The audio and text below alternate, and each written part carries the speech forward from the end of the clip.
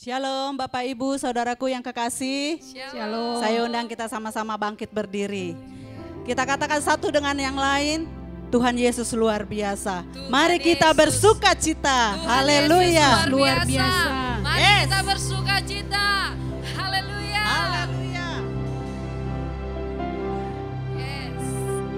Haleluya. Silakan duduk kembali saudaraku. Kami mengucap syukur Tuhan Terima kasih Tuhan buat Yesus. kesempatan pagi hari ini. Kami datang dengan segala kerinduan kami ya Tuhan. Kami mau memuji dan memuliakan nama-Mu. Kami mohon Engkau hadir di tengah-tengah kami, mengurapi setiap kami ya Tuhan. Biarlah dengan segala kerendahan hati kami memuji dan memuliakan nama-Mu, menyenangkan hati-Mu ya Tuhan. Karena kami tahu bahwa Engkaulah Tuhan harapan kami satu-satunya. Bahwa Engkaulah sumber kekuatan kami. Terima kasih Tuhan. Kami bersyukur. Kami bersyukur. Haleluya. Kami serahkan ibadah kami pagi hari ini ke dalam tangan-Mu Tuhan. Dari awal pertengahan hingga sampai akhirnya Engkau hadir ya Tuhan. Oh Yesus, Engkau yang mengampuni segala dosa dan kesalahan kami. Sucikan, kuduskan, layakkan kami Tuhan, sehingga hidup kami dalam perkenanan-Mu. Haleluya. Terima kasih Tuhan.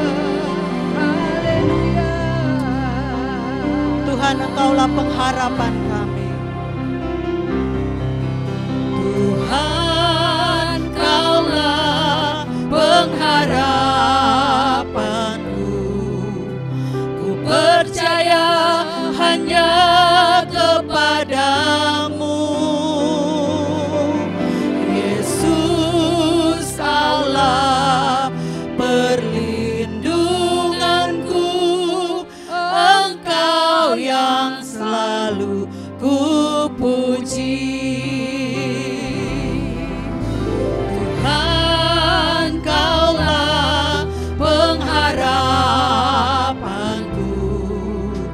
Ku percaya hanya kepadamu, Yesus Allah perlindunganku. Engkau yang selalu ku puji. Mulutku penuh dengan pujian kepadamu ya Yesus Tuhan. Sepanjang hari ku beri penghormatan kepadamu ya Allahku. Hanya Tuhan sumber kekuatan kami, hanya Tuhan sumber pengharapan kami. Oh, haleluya. Tuhan, Kaulah pengharapanku. Ku percaya hanya kepadamu, Yesus Allah. Yesus Kaulah perlindunganku. Engkau yang selalu ku puji. Katakan, Tuhan Engkaulah pengharapanku. Tuhan Kaulah Pengharapanku. Ku percaya hanya kepadamu, Yesus. Yesus Kaulah perlindunganku. Engkau yang selalu ku puji. Mulutku penuh dengan pujian.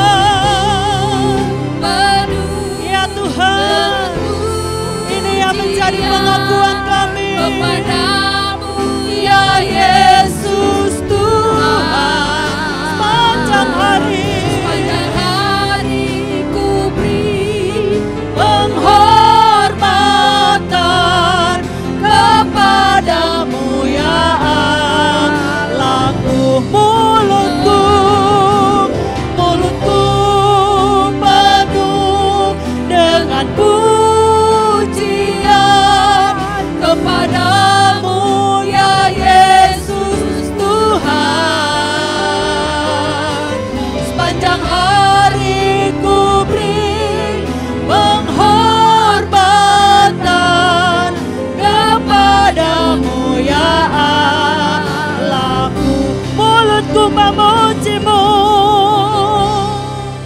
Penuh dengan pujian kepada-Mu ya Yesus Tuhan. Sepanjang hari ku beri penghormatan kepada-Mu ya Allahku. Mulutku memuji-Mu penuh dengan pujian kepada-Mu ya Yesus Tuhan. Sepanjang hari ku beri penghormatan kepada-Mu ya Allahku. Sepanjang hari ku beri penghormatan kepada-Mu ya Allahku. Sepanjang hari ku beri penghormatan kepada-Mu ya Allahku. Oh haleluya, kami memuji-Mu Tuhan, kami besarkan nama Yesus, sebab hanya Engkau yang layak kami puji, Engkau yang layak kami sembah. Haleluya, layak dipuji disembah, Kaulah yang bertata dulu sekarang dan selamanya, Raja atas segala raja, nama-Mu besar termulia. Layaklah Tuhan, layak dipuji disembah, Kaulah yang bertata dulu sekarang dan selamanya, Raja atas segala raja, nama-Mu besar termulia. Layaklah Tuhan, layak dipuji disembah, Kaulah yang bertata dulu sekarang dan selamanya, Raja atas segala raja, nama-Mu besar termulia. Amin, haleluya. Alam semesta melukiskan kebesaran Tuhan, bumi dan surga menyanyikan kebesaran nama-Mu. Hosana, Hosana,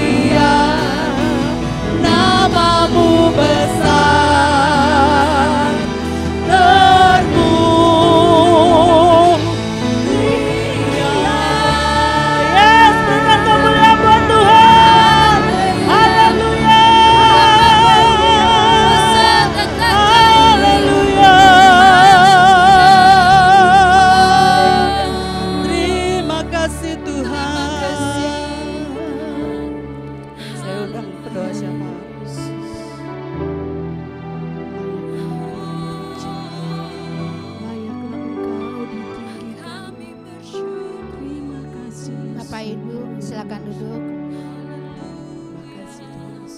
Kita akan doa syafaat. Sebelumnya Bapak Ibu, saudara-saudari, buka suara dan berdoa apa yang Tuhan taruh di hati Bapak Ibu, saudara-saudari untuk berdoa syafaat. Kita akan berdoa. Allah Bapa yang di surga, di dalam nama Tuhan Yesus Kristus serta Roh Kudus, kami bersyukur Tuhan di siang hari ini berkat anugerah dan kasih-Mu kami ada sebagaimana kami ada, itu karena kasih Tuhan.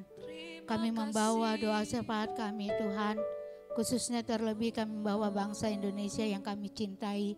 Diberkatilah bangsa kami, diberkatilah keamanan bangsa kami, diberkatilah politik dari bangsa kami. Terlebih Engkau memberkati Bapak Presiden kami berserta wakilnya, memberkati aparat pemerintahan kami, aparat keamanan, Kalpori dan ABRI, kepolisian, seluruh aparat negara Tuhan. Kau memberkati para menteri dan kabinet, Kau memberkati. Bahkan Tuhan, kami berdoa Tuhan untuk anak-anak Tuhan yang saat ini dia mengalami penindasan, mengalami pembulian. Kami berdoa ya Bapa, berikan mereka kekuatan, berikan mereka sandaran daripada kasih-Mu Tuhan, supaya mereka apa yang mereka alami, mereka bukan melihat penderitaan mereka, tapi mereka boleh melihat kasih Kristus yang menyertai mereka Bapa. Kami juga berdoa untuk orang-orang yang menindas, orang-orang yang membuli anak-anak Tuhan. Kiranya Engkau lawat mereka Bapa. Engkau mengampuni mereka Bapa, membuka hati mereka, jelikan mata hati mereka Tuhan, agar dia boleh memberikan kasih, memberikan cinta kepada kami Bapa, untuk sama-sama menghargai bahwa kami semua adalah ciptaan Engkau ya Bapa. Berikan kerukunan bagi bangsa kami, Kau berikan cinta bagi bangsa kami, kedamaian ya Bapa. Terima kasih Tuhan.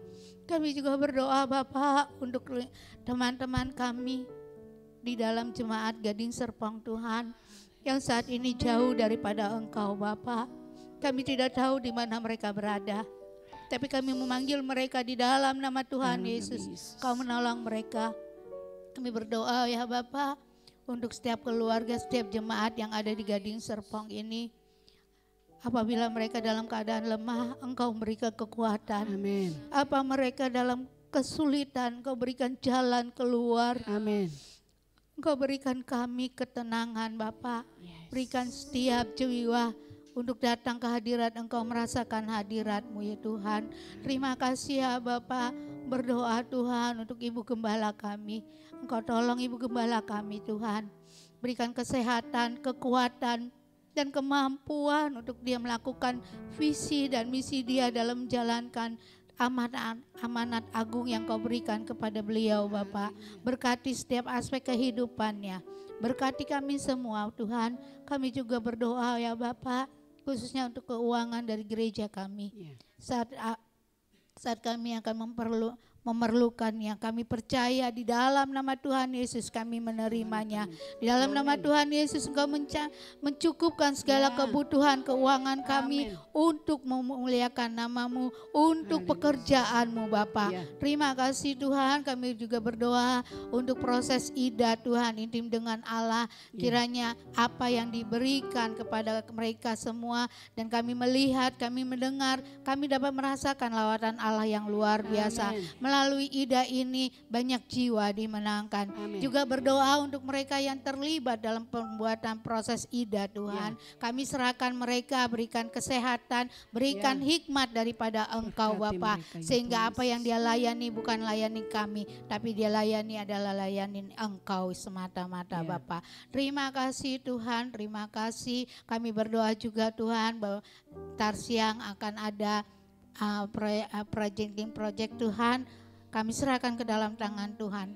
Engkau memberikan hati para orang tua untuk menerima pengajaran daripada Engkau Bapa, supaya para orang tua dapat membawa anak-anaknya lebih baik lagi di masa akan datang, membekali anak-anaknya iman kepada Engkau Tuhan, agar mereka anak-anaknya kuat dan kokoh di dalam Engkau, sehingga apapun yang mereka hadapi, mereka boleh kuat di dalam Tuhan. Amin. Dan nama Tuhan dipermuliakan. Terima kasih Tuhan, berdoa untuk komsel-komsel yang mulai berjalan, kami serahkan dalam tangan Tuhan.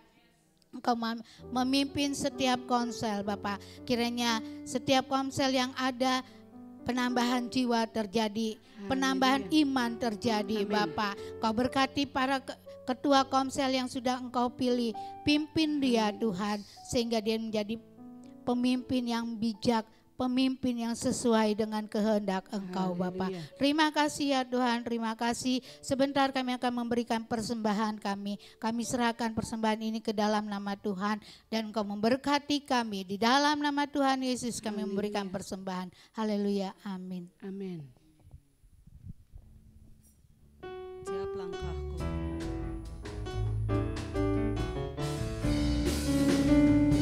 Tiap langkahku diatur oleh Tuhan, dan tangan kasih-Nya memimpinku.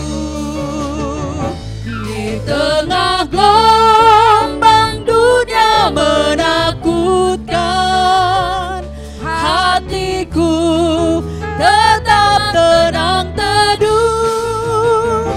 Tiap langkahku Tuhan yang pimpin, ke tempat tinggiku dihantarnya, hingga sekali nanti aku tiba di rumah Bapa surga yang bakal. Tiap langkahku diatur oleh Tuhan, dan tangan kasih-Nya memimpinku. Di tengah gelombang dunia menakutkan, hatiku tetap tenang teduh. Tiap langkahku, Tuhan yang pimpin, ke tempat tinggiku dihantarnya, hingga sekali nanti aku tiba di rumah Bapa surga yang bakal.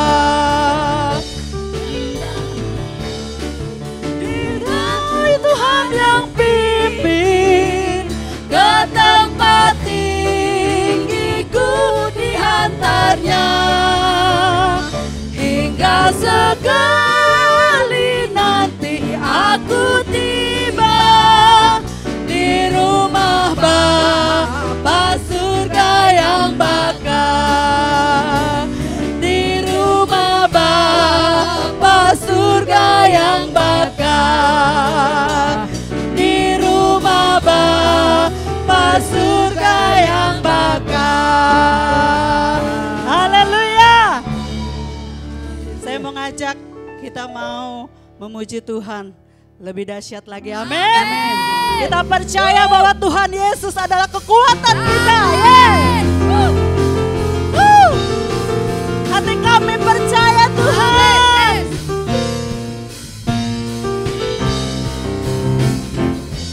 Tuhanlah kekuatan dan mazmurku,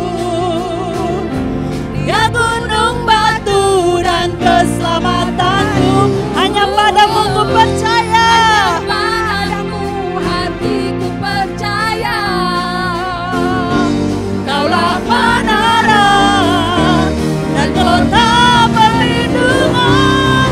Ku mau selalu bersyukur, ku mau selalu bersyukur, sebab cintamu padaku takkan pernah berubah. Hatiku percaya, walau bumi bergoncang, gunung-gunung beranjak,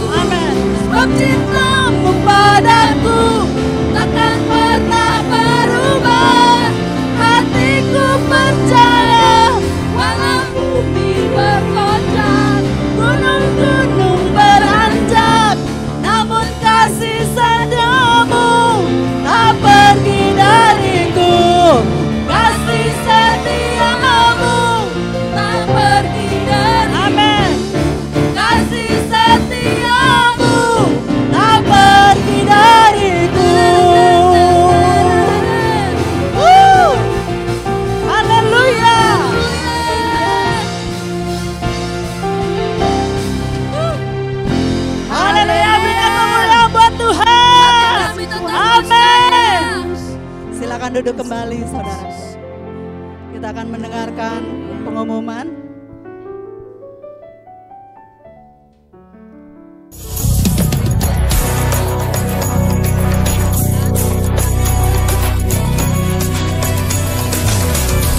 Ada doa pengurapan di hari Sabtu jam 6 sore di tempat ini. Minggu.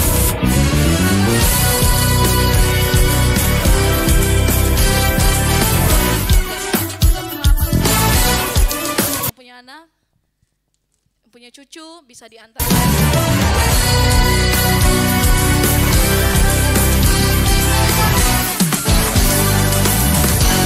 Dengan Allah setiap hari. Mulai tayang di channel YouTube GBI Gading Serpong jam 3 pagi. Renungan, amin. Ada Yeremia Ministry bagi Bapak Ibu, saudara yang dikasih Tuhan yang rindu untuk berdoa di rumah masing-masing, bukan di tempat ini ya, di rumah masing-masing dengan jam yang sudah ditentukan. Bapak Ibu sendiri bisa menghubungi Ibu Chin Giok ataupun saudari Cindy.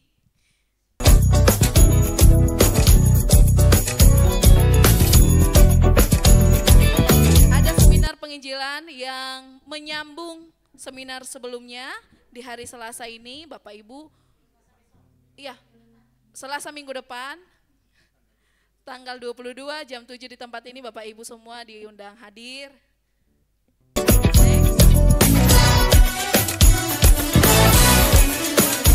Project diadakan hari ini setelah jam kita ibadah jam 12.30. Bapak Ibu yang punya anak, cucu yang mau belajar parenting diharapkan ikut.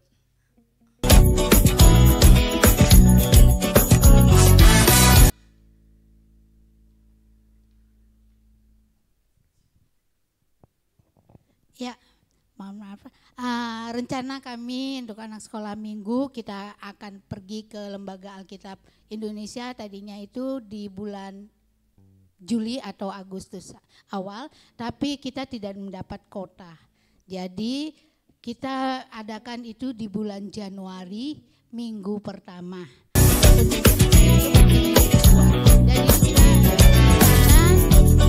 bagus sekali, saya sudah kunjungin itu untuk anak-anak bagus. Karena dia bisa melihat apa aja di sana tentang Alkitab, tentang pembuatan, mereka juga harus tahu gitu kan. Jadi saya mengundang Bapak Ibu untuk memberi izin bagi anak-anaknya untuk ikut berserta kami. Kita ke Museum Alkitab, dia berada di Jakarta, dan kita akan memerlukan biaya yang cukup lumayan ya. Kalau anak-anak pasti mintanya orang tua, makanya saya minta juga untuk orang tua ya. Itu kita butuh hanya untuk transportasi, lalu konsumsi, karena kita itu akan sampai sore. Lalu kita juga untuk memberikan donasi kepada Lembaga Alkitab sendiri, karena saya ngambil itu paket bukannya per orang. Kalau per orang itu hanya 5.000. Tapi karena kita ambil paket, jadi kita dipandu terus, itu gratis, hanya minta donasi. Jadi kita nggak tentukan, tapi dia minta donasi aja, dan itu kita mendapat luar biasa. Mereka ada games, ada perjalanan ke museum, dan juga dia akan ada tontonan video visual secara gratis. Jadi kita luar biasa, jadi saya mengambil seperti itu. Jadi kita perlu dana. Ya. Untuk budgetnya, kemungkinan hampir 1 jutaan karena kita ngambil untuk konsumsi berserta transport. Transport itu kemungkinan kita akan sewa mobil karena kita perlu 1 hari. Dari di LA itu hanya 3 jam kunjungan di sana, sementara kita perjalanannya belum ini itu, jadi kita minimal 1 hari kita akan sewa mobil. Hanya itu aja. Untuk nanti dananya mungkin dari Saudari Iren bisa kasih tahu kalkulasinya. Terima kasih. Dari sekarang bisa untuk saya menerima donasi untuk list. Oh, jadi oke. Makasih Madar. Nanti akan ada extra kolektor melalui amplop lagi. Ya, langsung. Apabila Bapak Ibu mau berpartisipasi bisa memberikan persembahan lewat amplop. Ya. ditulis untuk kebutuhan sekolah minggu gitu.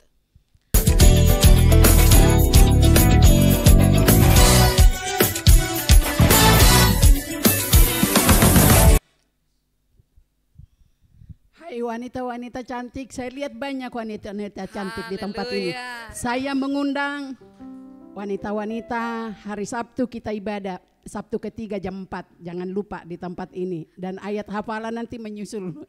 Ada wanita, ada pria juga, diundang bapak-bapak, ada kaum pria juga. Ada game, ditunggu kedatangannya. Oke, ada pemberdayaan limbah, nanti tanggal 26. Di pemberdayaan wanita. Bagi kita semua berlaku wanita, kita dipersiapkan nanti.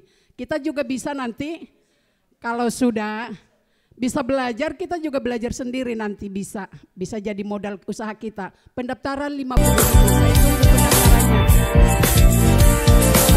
Ini semuanya. Boleh nanti transfer melalui saya juga dan siapa yang ikut mendaftar ke saya nanti sekaligus ditransfer. Selanjutnya ini adalah jadwal komsel yang sudah masuk. Doa Bapak Ibu, informasi doa Sabtu pagi dan doa Selasa ditiadakan. Jadi Bapak Ibu, kami harapkan semua ikut bergabung di dalam komsel. Ada komsel berkat, ketuanya Bapak Pepi setiap hari Kamis jam 7 di rumah Bapak Tenglan. Ada komsel Joy PIC Bapak Sianturi hari Jumat jam 4 di GBI Gading Serpong di tempat ini. Ada komsel Villa Mutiara Ibu Wawa, jadwalnya menyusul mungkin akan di hari Rabu atau Senin. Komsel Wulu PIC-nya ada Iren, saudari Iren, hari Sabtu jam 10 di tempat ini. Komsel Youth dan Teens dengan saya sendiri setiap hari Minggu jam 1 di tempat ini. Bapak Ibu pilih yang mana saja yang cocok dengan waktu dan tempat. Jadi semua jemaat Tuhan diharapkan bergabung di dalam komsel. Amin. Yang mau berkomsel angkat tangannya. Wah. Puji Tuhan. Ada lagi?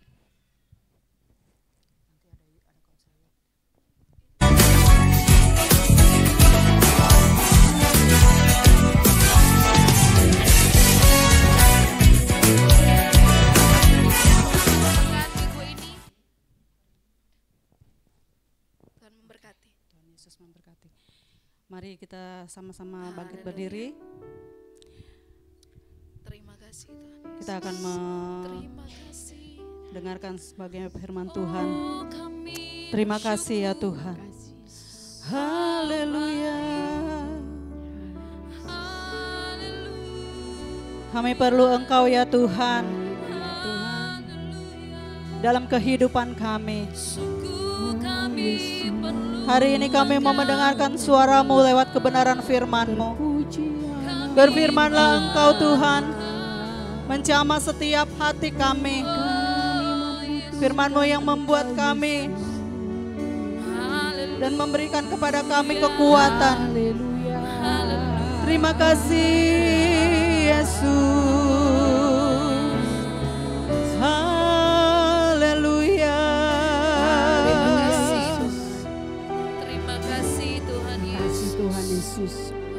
Terima kasih ya Tuhan. Bagaikan bejana siap dibentuk, demikian hidupku di tangan-Mu. Dengan urapan kuasa Roh-Mu, ku dibaharui selalu. Jadikan ku alat dalam rumah-Mu. Inilah hidupku Tuhan. Inilah hidupku, yes, Tuhan. Di tangan-Mu. bentuklah turut kehendak-Mu, pakailah sesuai rencana-Mu. Ku mau seperti-Mu, ku mau seperti-Mu Yesus, disempurnakan selalu dalam segenap jalanku, memuliakan nama-Mu.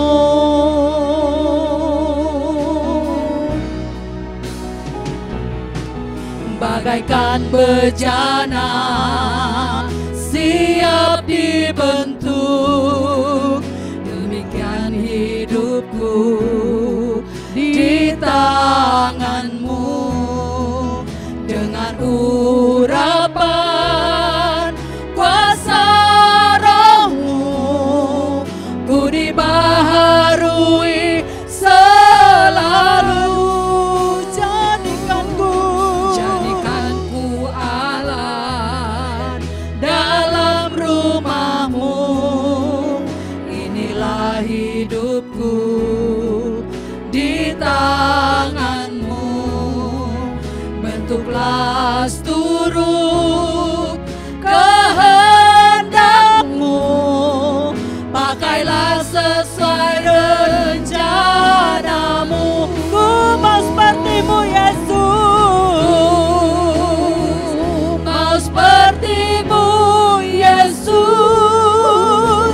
disempurnakan selalu dalam segenap jalanku, memuliakan nama-Mu. Ku mau seperti-Mu Yesus, mau seperti-Mu Yesus, disempurnakan selalu dalam segenap jalanku, memuliakan nama-Mu. Kami mau seperti-Mu Tuhan, ku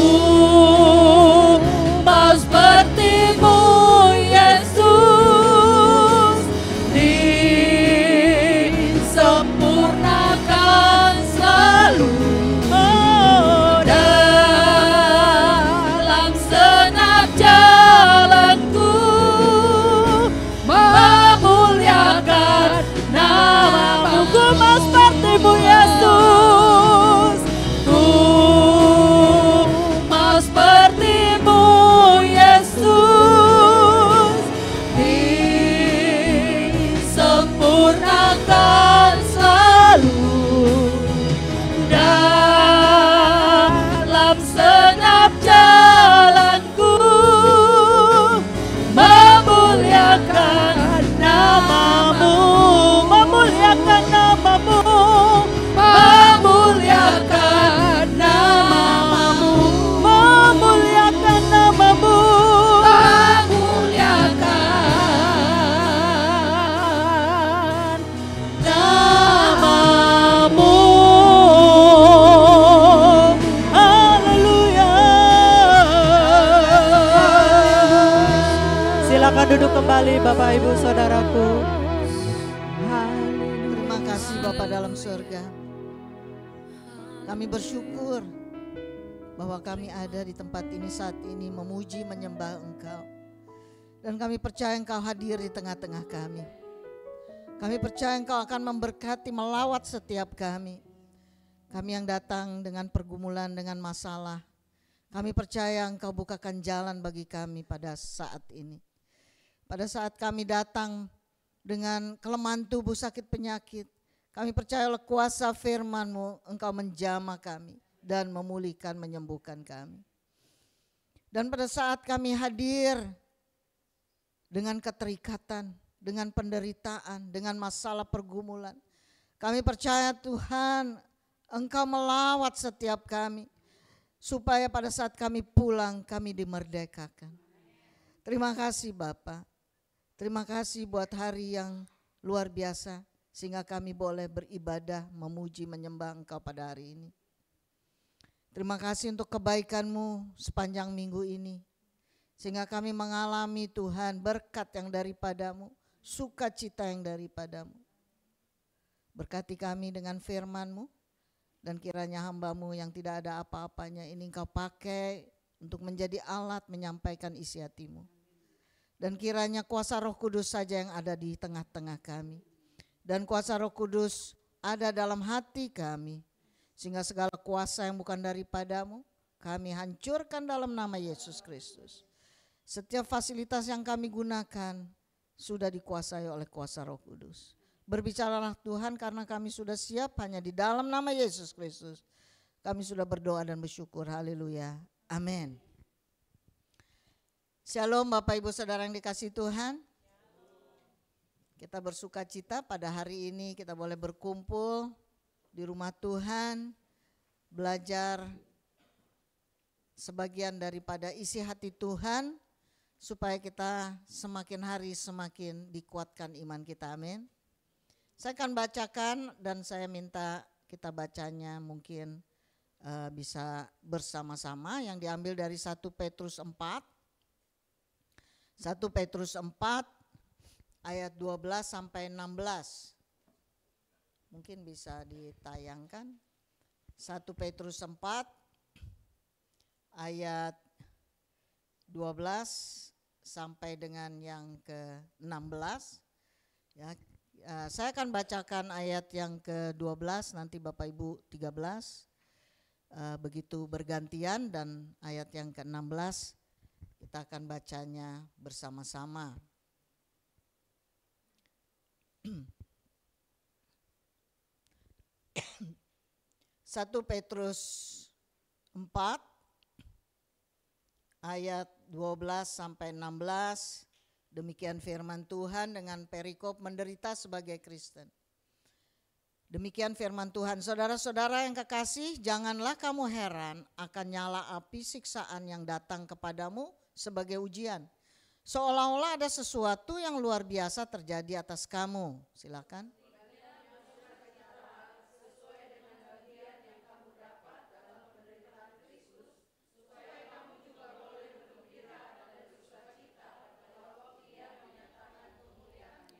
Berbahagialah kamu jika kamu dinista karena nama Kristus. Sebab roh kemuliaan yaitu roh Allah ada padamu.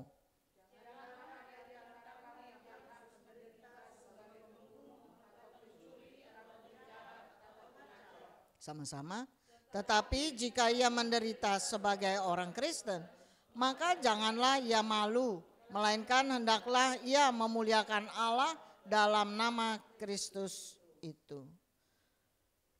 Hari ini kita akan belajar dengan tema firman Tuhan, pengharapan dalam penderitaan. Ya, bulan ini kita akan belajar apa yang dimaksud oleh Tuhan tentang penderitaan dalam Kristus. Dan hari ini temanya adalah pengharapan dalam penderitaan. Tidak ada manusia yang senang menderita. Tidak ada, ya. Mungkin ada di sini yang senang menderita. Ya, kalau lagi nggak menderita ya cari-cari yuk, harus menderita gitu ya. Ya, rasanya tidak ada manusia di bumi ini yang senang menderita, maunya happy-happy ya, maunya senang-senang, tidak ada masalah, tidak ada penderitaan. Ya, tetapi suka tidak suka, mau tidak mau, penderitaan itu ada saja hadir di dalam kehidupan kita. Tetapi permasalahannya adalah seringkali manusia itu tidak bisa membedakan menderita itu yang disebabkan oleh apa. Nah, itu sebabnya hari ini kita akan belajar bagaimana Rasul Petrus mencatat ya, bagi orang percaya bagaimana menanggapi situasi itu. Tadi kita sudah baca bahwa di ayat yang ke-12, janganlah kamu heran. Ya, janganlah kamu heran. Nah, ini Petrus ingin menyampaikan bagi kita semua bahwa penderitaan itu bisa saja disebabkan oleh banyak hal. Ya, setiap orang mungkin berbeda penyebab dia menderita, tetapi intinya dia merasa menderita. Tapi bagaimana menanggapinya? Penderitaan bisa sifatnya ringan, ya mungkin sifatnya agak lebih berat sekali atau sangat berat. Itu tergantung setiap orang masing-masing dan bagaimana menanggapinya.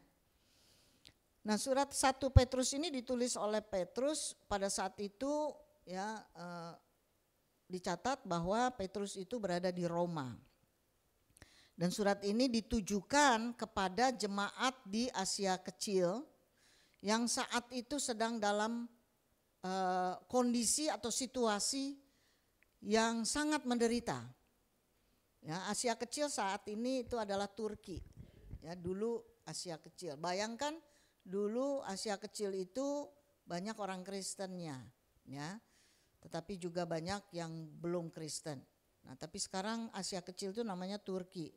Turki itu didominasi dengan orang Muslim sekarang ini, ya. Nah, Petrus itu memberikan arahan bagi mereka yang pengikut Kristus, bagi mereka yang orang percaya. Mereka mengalami penderitaan yang sangat luar biasa. Mereka mengalami penganiayaan yang luar biasa sebagai orang percaya. Mereka memiliki iman Kristus yang mana itu mengalami aniaya. Ya. Jadi pada saat itu firman ini dituliskan untuk menenangkan mereka, untuk memberikan kekuatan bagi jemaat pada saat itu di Asia Kecil. Nah, kita mau sebelum kita masuk kepada alasan mengapa Petrus itu memberikan kekuatan kepada jemaat saat itu, maka saya mau berikan dulu sedikit pendahuluan apa yang terjadi pada saat itu, ya. Nah, di zaman itu sejarah berbicara tentang politik, ya. Di tahun-tahun kira-kira tahun 62 sampai dengan 67 itu pemerintahan di sana adalah pemerintahan Romawi yang mana dipimpin oleh Kaisar Nero. Nah, kita mungkin ada beberapa yang mengerti sejarah, ya, pemerintahan Kaisar Nero itu. Nero adalah seorang kaisar yang sangat kejam. Ya, dan diketahui bahwa Kaisar Nero ini memiliki kepribadian yang tidak stabil, haus kekuasaan, ya, sangat jahat dan sangat kejam. Saking kejamnya, ya, kalau ada orang-orang yang dia tidak sukai karena tidak nurut sama dia, maka akan dibunuh. Ya, banyak penasehat-penasehatnya, ya, kalau di zaman kerajaan itu kalau namanya penasehat adalah orang dekat, ya, orang dekat. Ya, kalau di sini tim inti, ya, gitu, ya, orang dekat. Jadi penasehat-penasehatnya kalau dia tidak suka maka dibunuh. Bayangkan, ya, tim penasehatnya yang menolong dia, kalau nggak nurut maunya dia, ya, karena tidak sesuai, maka dibunuh. Bahkan dia telah membunuh ibunya sendiri dan istrinya sendiri karena ketidaksukaan pada saat itu, ya. Jadi diketahui bahwa Kaisar Nero ini adalah seorang pemimpin, seorang kaisar yang sangat kejam, ya, sangat jahat, ya. Nah, pada saat itu di masa pemerintahannya itu terjadi kebakaran yang hebat, ya, sejarah berbicara itu. Nah, dia menyalahkan orang Kristen bahwa katanya orang Kristen yang melakukannya itu, ya, tetapi sejarah sudah mencatat bahwa yang melakukannya adalah dirinya sendiri, ya, untuk mengalihkan satu perhatian, gitu, ya. Nah, akibatnya orang Kristen ini disalahkan, ya, dan dikejar dan dianiaya akhirnya, ya. Jadi penyiksaan, pembunuhan terjadi kepada orang-orang Kristen pada saat itu. Nah, bagaimana dengan budaya sosial? Nah, dianggaplah orang Kristen ini sesat. Ya, orang pengikut Kristus dianggap aneh. Ya, dianggap tidak sama dengan masyarakat kebanyakan pada saat itu, ya. Sehingga mereka itu dikejar, dianiaya. Kenapa? Karena mereka tidak mau menyembah dewa-dewa orang-orang pada zaman itu. Tidak mau menyembah kaisar pada zaman itu. Karena orang Kristen di masa itu adalah orang-orang yang imannya dianggap cukup kuat untuk menyembah hanya kepada Allah. Ya, mereka tidak mau menyembah dewa-dewa dan tidak mau menyembah kaisar. Sehingga mereka itu dianggap sesat. Ya, mereka ditolak oleh masyarakat Yahudi juga. Ya, dan dianggap sebagai sekte yang berbahaya di masa itu. Nah, sehingga orang-orang Kristen pada saat itu tuh kehilangan hak. Ya, mereka ditangkap, bahkan dibunuh karena iman kepada Kristus. Ini yang luar biasa ya. Iman kepada Kristus, kalau sekarang kita puji Tuhan. Walaupun di masa-masa kini pun masih ada juga ya terjadi kayak begitu ya. Kita belum lama dengar berapa minggu yang lalu itu ya, ada retreat di area mana tuh? Cidahu. Nah, di area Sukabumi ya. Nah, itu nggak jauh dari sini loh. Ya, bukan area yang terpencil di mana gitu loh. Ya, ini area yang dekat sama kota-kota besar gitu. Nah, itu terjadi. Nah, itu kira-kira kayak begitu, tapi lebih parah pada zaman waktu Petrus hidup dan jemaat Kristen pada masa itu. Ya, mereka mengalami penganiayaan, dikejar-kejar ya, dan dibunuh. Nah, itu sebabnya firman Tuhan yang tadi kita baca ini ya dikatakan oleh Petrus kepada jemaat di masa itu untuk meneguhkan, untuk memberikan kekuatan kepada mereka. Karena mereka mengalami sebegitu penderitaan yang luar biasa. Maka tema kita hari ini adalah berpengharapan dalam penderitaan. Kalau kita menderita, seringkali kita nggak punya pengharapan, benar ya? Kalau kita sedang menderita nih, aduh, pokoknya sepertinya kayak nggak ada jalan keluar. Seringkali begitu. Itu sebabnya kita harus terus memproses hidup kita supaya kita bisa menguasai penderitaan kita. Saya mau cerita dulu, hari Jumat malam saya agak sedikit menderita tuh ya. Saya udah cerita sama Bu Gembala. Saya lagi ketik-ketik mau menyelesaikan materi hari ini. Sudah selesai sebenarnya, cuman ya biasalah kita review lagi, ada perbaikan sana sini. Tiba-tiba laptop saya mati total. Saya belum sempat save ke dalam hard disk, ke dalam USB. Biasanya saya udah kirim ke Michelle. Wah, stres saya. Ya, stres. Gimana nih? Besok Sabtu ada seminar ya, Bu Gembala kan suruh kita ikut seminar gospel tuh luar biasa. Terima kasih Bu Gem, maksa kita ikut gitu ya. Ya, maksa kita ikut walaupun ada jadwal-jadwal sesuatu tapi kita prioritaskan seminar itu, ternyata luar biasa bagus ya. Cuman pada saat itu saya bilang, aduh besok pagi-pagi saya udah harus jalan dari rumah nih. Ini udah agak malam, agak stres ya. Menderita nggak? Menderita, walaupun nggak terlalu parah ya. Nah, itu seminar kan 1 harian. Tahu sendiri dari Jakarta ke Gading Serpong itu kan makan waktu, bukannya sebentar ya kan. Selesai sore pulang, wah gimana nih ya, ketik-ketik lagi. Ulang lagi bikin sampai jauh malam. Tapi saya pikir, ini penderitaan yang biasa. Pasti Tuhan kasih jalan keluar. sempat doa juga nih, Tuhan gimana nih? Saya WA Bu Gembala. Solusinya 2. Saya nggak ikut seminar besok, beresin laptop saya. Pasti itu 1 harian. Ya, Pak Anton tahu tuh kalau beresin laptop itu nggak mungkin 1-2 jam. Atau saya ikut seminar, bahan khotbah saya nggak pakai PowerPoint. Ya, saya tulis tangan aja dah. Sebab saya nggak punya pengganti laptop, gitu kan? Kata Bu Gembala, nggak apa-apa, tulis tangan. Yang penting ikut seminar. Ya oke, solusinya itu. Menderita, tapi saya sukacita aja, oke aja, gitu ya. Ntar bagaimana Tuhan atur. Amin. Senggol dulu kiri kanan, jangan takut menderita.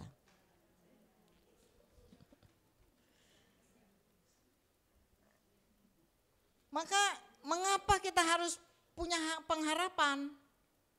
Segala situasi kehidupan kita, kita harus punya pengharapan. Supaya hidup kita gak stres. Yang pertama saya akan baca ayat 12. Janganlah kamu heran akan nyala api siksaan yang datang kepadamu sebagai ujian. Jadi yang pertama, penderitaan bukan sesuatu yang aneh ternyata. Ternyata penderitaan itu biasa. Ini firman Tuhan yang ngomong. Janganlah kamu heran. Kalau jangan heran berarti biasa dong ya. Biasa. Penderitaan itu biasa. Tetapi kan Tuhan juga bilang dia tidak akan memberikan masalah, pergumulan, penderitaan yang melebihi dari kekuatan yang Tuhan beri kepada masing-masing kita. Mungkin masing-masing kita beda-beda, gak bisa sama kekuatan yang Tuhan kasih. Jadi yang pertama, mengapa kita harus tetap punya pengharapan? Karena penderitaan bukan sesuatu yang aneh. Kenapa? Karena Rasul Petrus bilang ini adalah ujian untuk memurnikan iman. Pada saat kita datang itu masalah, walaupun kecil tetap masalah, benar ya? Walaupun masalahnya kecil banget nih, sepertinya kalau orang lain bilang alah cuman kayak begitu aja, ada masalah yang lebih besar. Tapi kan tetap masalah, benar ya? Tetap kita agak sedikit galau, benar gak? HP kita error dikit aja kita goyang dikit ya, walaupun masalah kecil. Tapi tetap masalah. Nah tetapi masalah yang Tuhan izinkan itu, kata Petrus, untuk memurnikan iman. Walaupun seringkali kita agak kaget atau mungkin kecewa jika sesuatu berjalan tidak lancar, tidak sesuai dengan keinginan kita. Ya, padahal kita itu sudah menjadi pengikut Kristus, itu menjadi orang Kristen yang udah tahunan, udah puluhan tahun, ya kan?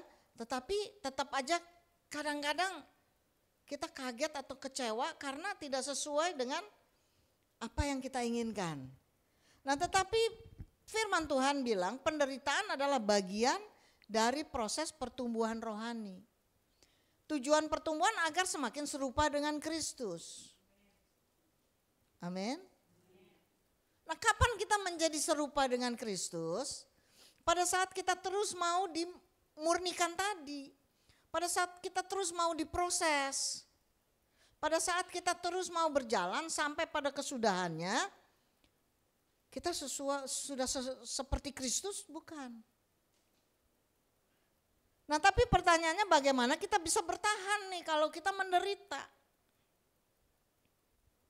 Walaupun penderitaannya gak terlalu berat. Apalagi kalau penderitaannya berat atau sangat berat. Bagaimana kita bisa bertahan? Seringkali orang bilang begini, ya kamu mah gampang ngomong, kamu tidak mengalami. Benar gak? Sering ya kalau kita susah gitu kan, kita cerita sama teman gitu. Ya cuman kayak begitu loh, ya kan? Kamu nggak mengalamin sih? Kan saya yang mengalami, saya jadi susah hati, saya sangat menderita. Tapi orang yang di luar sana dia bilang, biasa aja lah itu. Pasti Tuhan tolong. Ya kapan Tuhan tolong? Kapan? Sedang aku menderita nih. Mengharapkan Tuhan tolong, begitu kan? Kalau kita menjadi orang percaya kan begitu. Tapi kapan? Nah, jadi bagaimana cara kita bertahan di dalam penderitaan kita? Maka saya sedikit mengupas ya. Yang pertama, kita harus memiliki pengertian yang benar tentang penderitaan. Jika kita memiliki pengertian yang benar tentang penderitaan, maka kita akan bertahan. Walaupun menderita lama. Bagaimana kita harus mengerti? Kita harus mengerti dulu mengapa nih? Wah, saya menderita karena memang salah saya. Saya menderita ini karena saya punya satu pernyataan diri yang saya pegang. Atau saya menderita karena memegang nama Kristus. Nah, ini yang harus kita tahu. Mengapa kita menderita itu kita harus mengerti dulu. Karena kalau kita menderita karena kita memegang nama Kristus, nama Tuhan Yesus, maka kita akan bertahan. Karena pasti akan datang pertolongan Tuhan itu tepat waktu. Karena inilah proses yang Tuhan atur dalam diri kita itu supaya kita semakin hari semakin kuat. Amin. Sejak kira-kira 2 tahun yang lalu ya, kira-kira 1,5 tahun lah. Saya kan diminta oleh kantor tempat saya kerja itu sebagai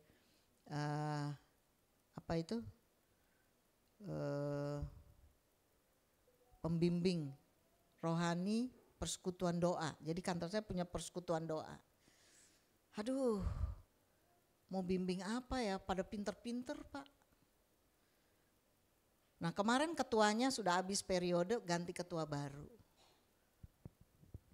Pengurusnya tuh pintar-pintar, orang-orang pelayanan, pendoa. Jadi dalam hati, saya ngapain ya? Mereka gak butuh saya gitu dalam hati.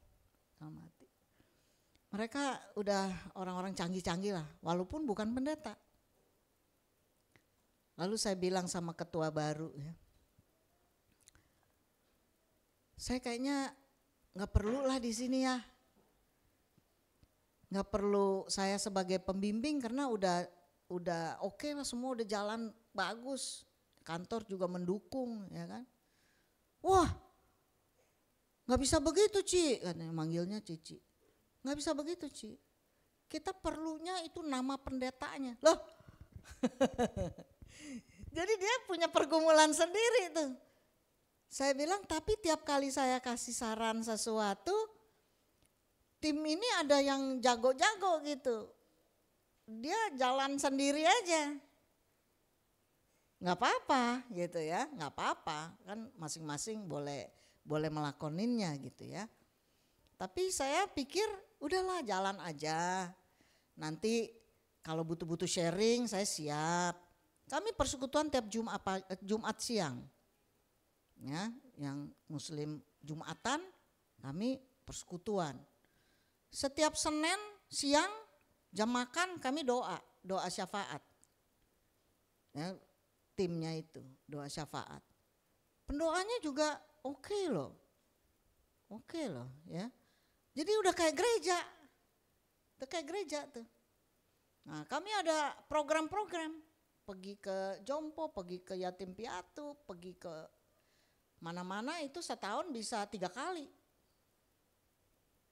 Gitu, jadi sebetulnya gak ada problem ya. Saya bilang, kalian tidak butuh saya sebagai pembimbing, penasehat gitu kan. Enggak, tetap aja. Nah jadi bagaimana kita bisa bertahan pada saat kita menderita, kita harus mengerti dulu hal yang benar tentang penderitaan. Berikutnya menyadari bahwa penderitaan dalam Kristus adalah alat mendekatkan diri kepada Tuhan. Jadi penderitaan itu ada tujuan, Tuhan mengizinkan kita menderita. Supaya kita tuh semakin mendekatkan diri kepada Tuhan. Kalau semuanya lancar-lancar nih, kita alat untuk mendekatnya tuh nggak ada. Ya. Jadi sebenarnya penderitaan dalam Kristus adalah alat supaya kita tuh semakin mendekat. Semakin mendekat. Nah kemudian kita harus sadar bahwa penderitaan jika bukan karena dosa akan membawa kepada pemurnian iman. Penderitaan ada dipilah ya. Jangan kita menderita karena kita berbuat dosa terus kita menderita. Terus kita bilang, oh Tuhan kok kasih aku menderita. Nah bukan itu. Menderita karena nama Kristus. Karena mempertahankan nama Kristus. Saya pernah melayani, sebelum saya melayani di tempat ini, ya di Kelapa Gading itu ada apartemen di daerah Kemayoran, apartemen kecil banget gitu ya, apartemen subsidi. Nah itu ada beberapa orang-orang Kristen, dikit aja nggak banyak, ya mungkin nggak sampai 10 atau 10 gitu. Nah saya suka diundang untuk sharing-sharing firman Tuhan di situ. Lalu ada seorang ibu, dia kerja di satu department store, karena dia Kristen, dia suka ajak, nggak banyak situ karyawannya, dia suka ajak orang Kristen yang cuman ada 3-4 orang begitu. Kalau Jumat, orang Muslimnya Jumatan, dia suka ajak berdoa bareng gitu, ibu ini. Di pojokan. Nah tapi satu saat manajemennya berubah, ya di departemen store itu, manajemennya berubah, itu tidak diizinkan orang Kristen untuk berdoa. Bahkan yang Kristen itu didorong untuk menjadi Muslim, pakai jilbab. Wah ini berat sekali. Lalu dia sharing sama saya, gimana nih Bu? Sedangkan kalau saya nggak mau, saya dipecat, di PHK. Ini benar-benar nih, ada di Kemayoran tuh apartemennya kecil-kecil.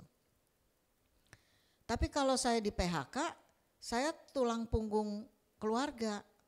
Saya masih membantu orang tua dan saya masih punya adik yang sekolah. Jadi saya harus gimana? Wah susah ya jawabnya ya, susah jawabnya. Tapi terus akhirnya saya bilang sama ibu itu, coba berdoa bagaimana Tuhan taruh di hati ibu. Karena kalau dia tidak mau beralih, dia di PHK. Karena saya sering ya sebulan sekali datang, akhirnya dia bilang, Bu saya memutuskan untuk di PHK aja, saya keluar. Oh ya udah, kalau itu hatimu nyaman ya kan. Akhirnya dia keluar karena dia nggak mau untuk berubah jadi Muslim gitu ya. Akhirnya dia keluar, tapi sekarang saya jadi punya masalah keuangan. Lalu kita satu tim itu kita doakan dia, kita berdoa. Nah berikutnya saya datang lagi, rupanya dia kan rajin ya, rajin pelayanan, rajin ke gereja. Rupanya di gerejanya itu ada satu pengusaha sedang mencari karyawan. Tapi ini belum saling kenal. Lalu dari satu orang ke lain, itu ibu itu lagi cari kerja. Karena bulan lalu di PHK karena gini gitu.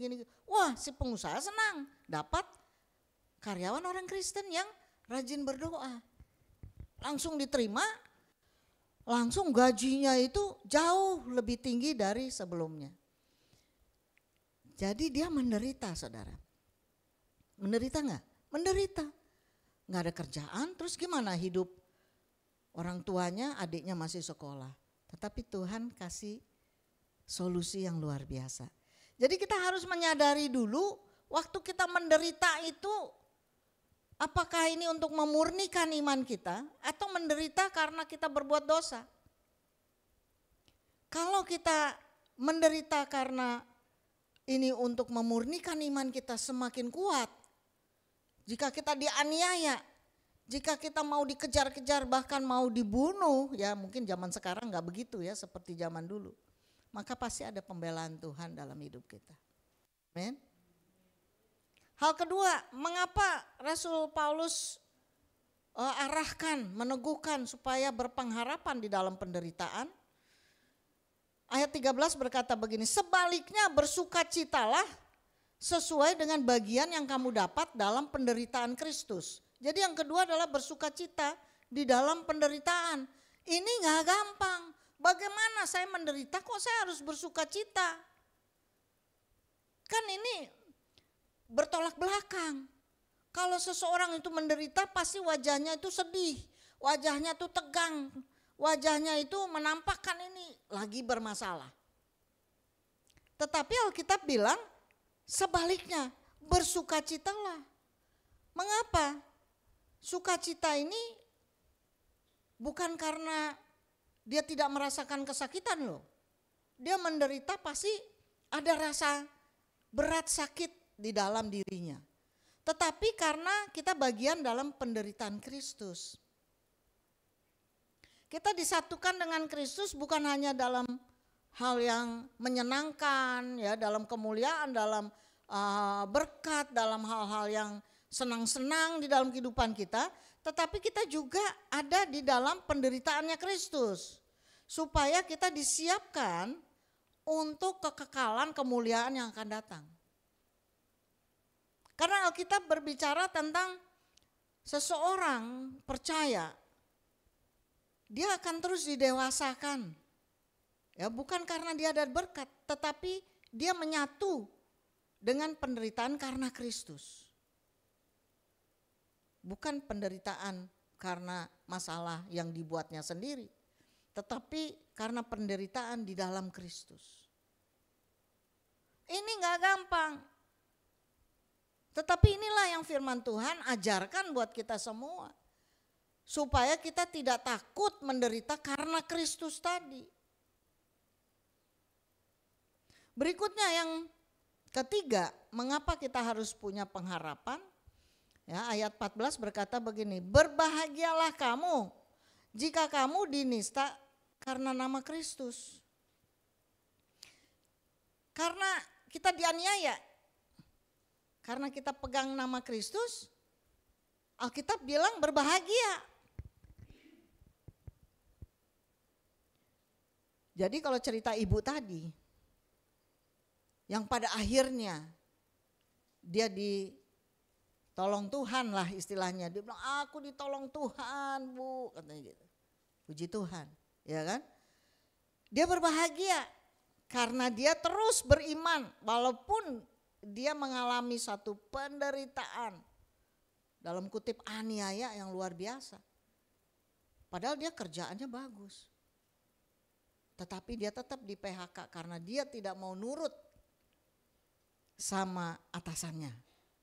Sama dengan situasi yang tercatat tadi kita baca di dalam pasal keempat tadi. Orang-orang Kristen dibunuh, dianiaya, dikejar-kejar, tidak diberikan hak yang layak. Karena apa? Dia tidak mau menyembah kepada kaisar. Dia tidak mau menyembah kepada dewa-dewa pada saat itu. Dia pegang tetap iman kepada Kristus. Nah, penderitaan karena Kristus itu bukannya kutuk, tapi tanda bahwa Roh Allah ada di dalam diri kita. Mungkin dunia memusuhi kita. Kita minoritas, apalagi di Indonesia ini kita minoritas. Tetapi kita harus yakin bahwa Tuhan tidak pernah meninggalkan kita. Justru dalam penderitaan karena Kristus, karena kita pegang iman kita, maka kita akan merasakan bahwa Roh Kudus itu terus menolong kita. Bahwa Roh Kudus itu terus menuntun kita ke arah mana kita harus jalan. bagaimana kita harus hidup. Bagaimana kita harus mengatasi situasi-situasi yang banyak masalahnya. Pasti menjadi orang Kristen itu bukan berarti bebas masalah loh. Justru banyak masalahnya. Ribut satu dengan yang lain. Tidak ada jalan keluar. Bermasalah dengan kondisi, situasi. Wah banyak, ya, banyak. Kita tidak mungkin orang Kristen bebas. Oh kita jadi orang Kristen itu percaya Tuhan Yesus, rajin ke gereja hari Minggu, rajin ikut doa, rajin ikut komsel. Pokoknya rajin dah. Terus kita bebas dari masalah. Oh no, kita tidak akan bebas dari masalah. Tetapi kita akan tetap berdiri teguh. Meskipun kita diserang oleh musuh-musuh di luaran sana, tetapi kita tetap kuat. Kita tetap punya pengharapan. Amin. Coba tanya kiri kanan, kamu punya pengharapan gak sih? Selama kita hidup, kita terus punya pengharapan, benar ya? Kita kepengen ini, kita kepengen itu, ya kan? Di area manapun juga pasti ada pengharapan. Kita punya masalah pasti kita punya pengharapan untuk dipulihkan. Kita sakit pasti kita punya pengharapan untuk sembuh, benar ya? Apapun masalah kita pasti kita ingin itu semakin baik. Amin. Berikutnya, mengapa kita harus punya pengharapan? Ya, ayat berikutnya, janganlah ada di antara kamu yang harus menderita sebagai pembunuh atau pencuri, tetapi jika ia menderita sebagai orang Kristen, janganlah ia malu. Wah, ayat 15 ini luar biasa. Jadi kalau kita menderita karena Kristus, kita nggak boleh malu, karena Petrus mengingatkan. Ya, jika kita itu menderita karena Kristus, maka iman kita terus dikuatkan bahwa kita tetap setia kepada Kristus. Kita nggak boleh malu, ya, kita nggak boleh malu. Sebaliknya kita harus memuliakan Tuhan lewat penderitaan itu. Jadi penderitaan kalau bukan karena dosa, kita nggak boleh malu, karena itu ada tujuan Tuhan untuk memurnikan kita, tetap bersuka cita. Ya, karena penderitaan itu bagian dari iman kepada Tuhan Yesus, kepada Kristen sebagai orang Kristen. Itu adalah bagian, ya, penderitaan adalah bagian di dalamnya. Kita harus meneladani Tuhan Yesus yang juga menderita pada saat itu. Bayangkan, Tuhan Yesus itu banyak kasih mujizat, banyak menyembuhkan orang sakit, membangkitkan orang mati, kasih makan 5.000 orang, baru laki-laki doang tuh. Tapi dia menderita karena situasi pada saat itu yang tidak menerima dirinya. Itu sebabnya kita harus meneladani Tuhan Yesus yang juga menderita. Kalau kita menderita di dalam Kristus, maka firman Tuhan bilang tadi, jangan heran. Itu hal biasa.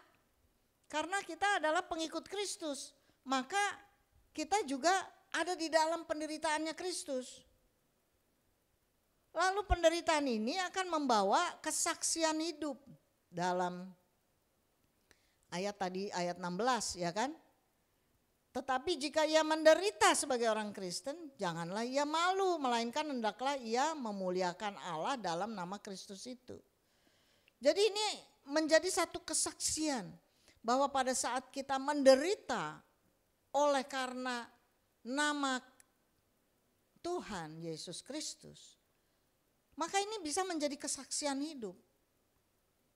Bisa menjadi satu kekuatan, ya, satu kekuatan bahwa pada saat penderitaan terjadi dalam hidup kita, kita punya pengharapan.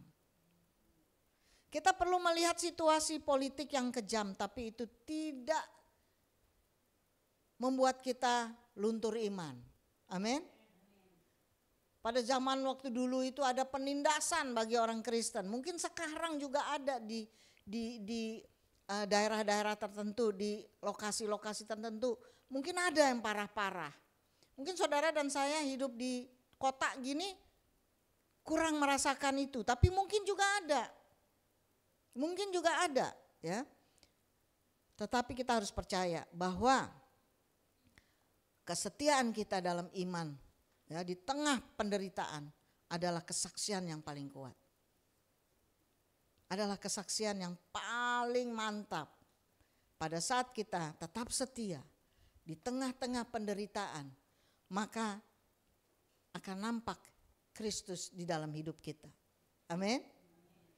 Ini ada satu ilustrasi yang saya dapati, mungkin Bapak Ibu pernah mendengarnya, tentang tukang besi yang sedang memurnikan emas.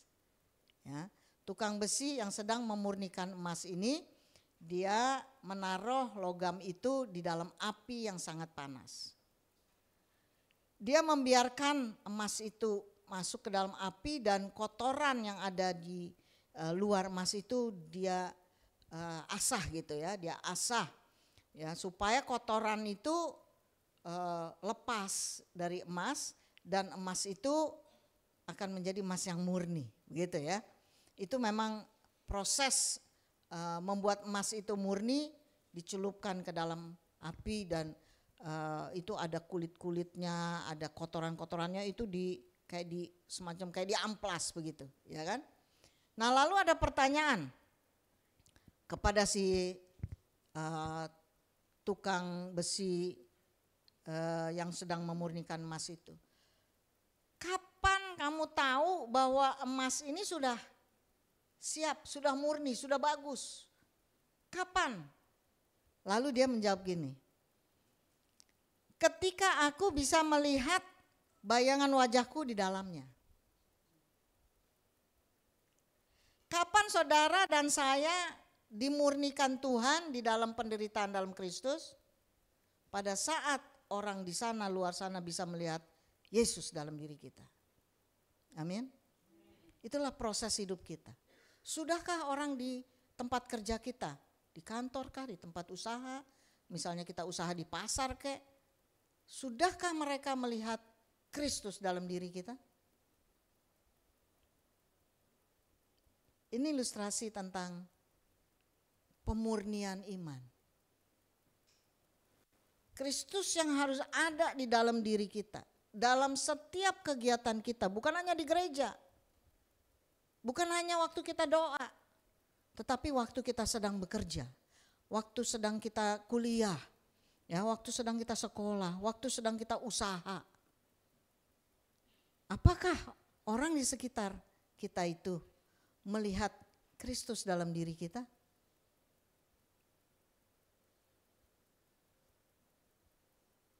Sehingga orang mau ikut. Ya, dia melihat, aduh, hidupnya seperti Kristus. Amin. Hidupnya selalu membawa damai. Walaupun berat, tapi dia membawa damai. Saya pernah cerita waktu di khotbah yang lalu, ya, waktu saya ke Medan itu kan perseteruan. Ya. Wah, itu perseteruan bukan perseteruan mulut saja, saudara. Ada tampar-tamparan. Jadi waktu saya diutus ke sana oleh Pak Yosi kasih tahu saya, itu Bu ada gini. Oh, kaget saya. Lalu saya temuin, ngobrol, suatu harian kita ngobrol. Udah, hamba-hamba Tuhan gak boleh berseteru, bolehnya berpeluk-pelukan. Kemarin saya ketemu, mereka ke Jakarta, pengen ketemu saya ajak makan. Wah sekarang harmonis. Kita sering ngopi bareng loh Bu. Oh ya buat puji Tuhan dong. Ya, cuman ada masalah lain. Nggak apa-apa, masalah ada terus ya Pak ya, saya gitu. Itu, adakah orang di luar sana melihat di dalam diri kita ada Kristus? Ini, ya, si tukang besi bilang ketika aku bisa melihat bayangan wajahku di dalamnya. Jadi waktu orang luar sana melihat diri kita, apakah orang sana melihat Kristus dalam diri kita? Nah jika kita pegang ini Bapak Ibu Saudara, maka jangan takut menderita karena Kristus. Karena ini adalah satu proses di mana iman kita dimurnikan. Di mana iman kita dilatih terus, diproses terus. Sehingga dimanapun kita berada, orang senang melihat diri kita karena menampilkan Kristus dalam diri kita.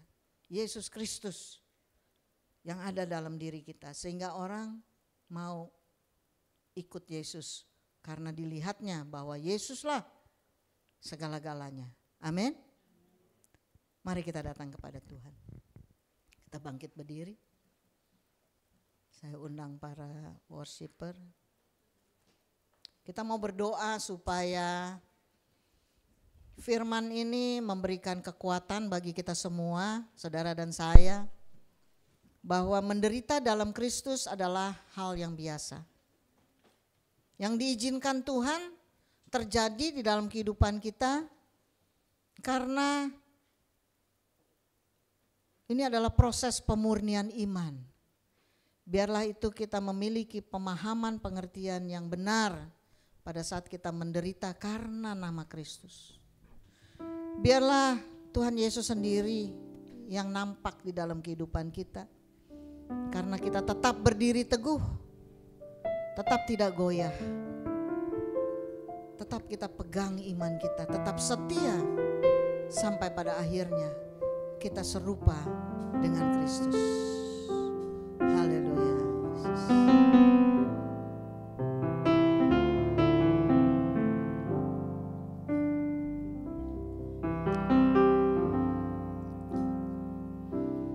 Engkaulah perisaiku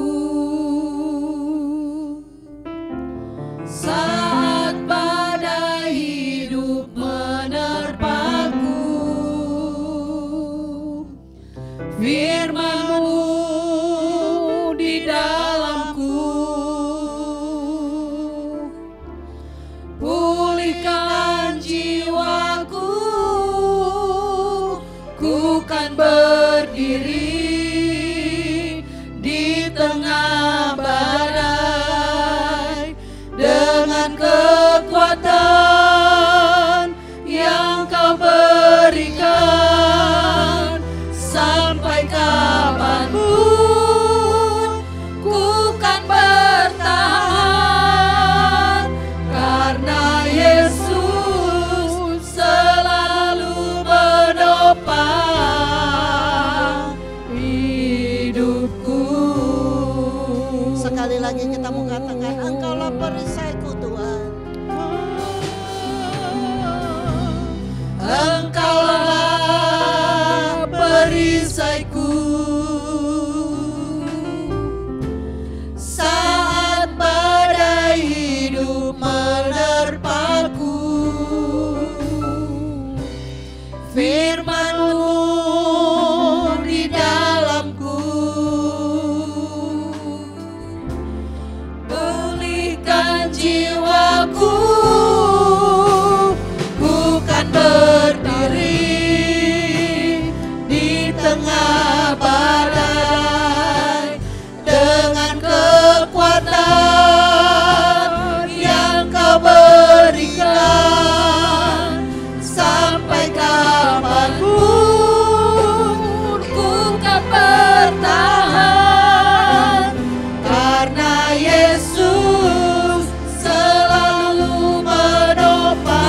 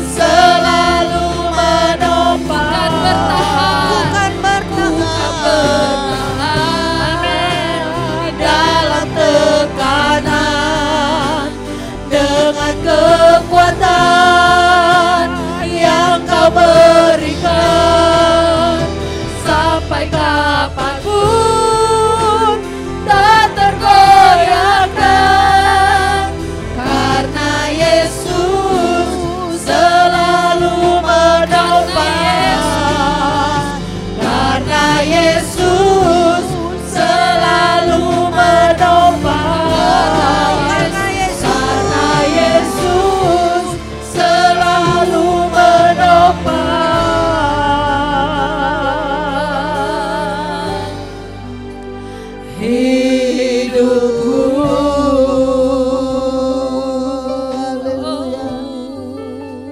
Haleluya.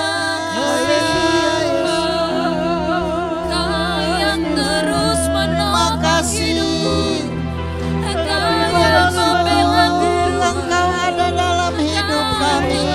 kekuatanku Tuhan. Engkaulah yang menopang hidupku. Haleluya. Hanya karena Engkau kami kuat, kami mampu bertahan. Hanya dalam Engkau Tuhan. Engkaulah yang menopang kami di dalam penderitaan kami. Karena Tuhan Haleluya. beri kekuatan. Terima kasih Bapa. Terima kasih Tuhan. Tuhan Yesus kami bersyukur. Terima kasih. Terima kasih Roh. Terima kasih Bapa. Terima kasih Tuhan. Haleluya.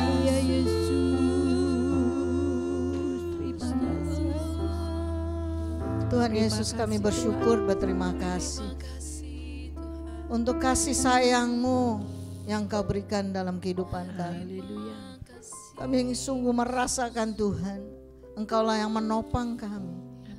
Engkaulah yang menguatkan kami di dalam segala masalah, pergumulan, penderitaan. Hanya Engkau saja Tuhan yang menopang kami. Engkau saja Tuhan yang memberikan kami terus menaungan, sehingga kami boleh tetap setia, kami tetap kuat di dalam Engkau. Terima kasih Bapa, jika Engkau mengizinkan kami menderita, itu karena Engkau ingin memurnikan iman kami. Itu sebabnya kami tetap bersyukur kepadamu Tuhan. Kami mau tetap setia kepadamu Tuhan. Kami mau terus diproses supaya pada akhirnya Engkau jumpai kami tetap setia. Kami terus mau diproses Tuhan, supaya orang di luar sana melihat kami bahwa kami ada Kristus dalam diri kami. Ajarkan kami terus Tuhan.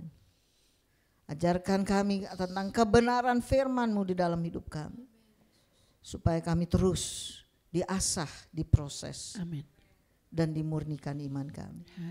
Terima kasih Tuhan untuk isi hati-Mu bagi kami pada pagi siang ini, sehingga kami boleh pulang membawa ini semua, dan kuasa Roh Kudus yang terus menuntun kami, menasehati kami, dan Engkau terus yang membawa kami kepada hidup kebenaran.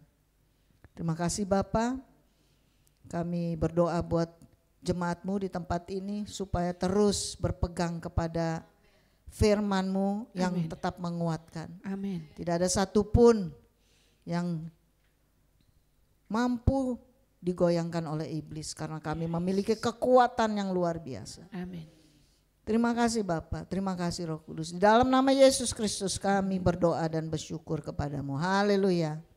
Amin.